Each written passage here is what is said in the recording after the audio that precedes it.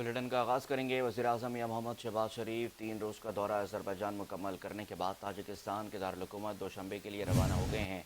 وزیر اعظم دوشنبے میں گلیشیئرز کی حفاظت پر بین الاقوامی کانفرنس میں شرکت کریں گے۔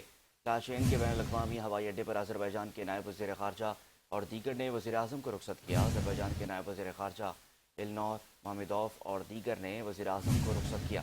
آذربائیجان میں تعینات پاکستانی سفیر قاسم محی الدین اور دیگر سفارتی عملہ بھی اس موقع پر موجود تھا۔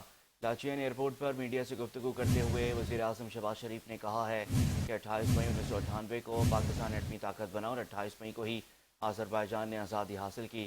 28 مئی پاکستان اور آذربائیجان کے لیے بہت اہم ہے۔ انہوں نے کہا کہ صدر الہام علیوف کی قیادت میں آذربائیجان نے بہت ترقی کی ہے۔ دونوں ممالک کے درمیان مختلف شعبوں میں تعلقات کو مضبوط کرنے کے لیے پرعزم ہیں۔ تجارت اور سرمایہ کاری سمیت مختلف شعبوں میں تعاون کو نئی جہت دیں گے۔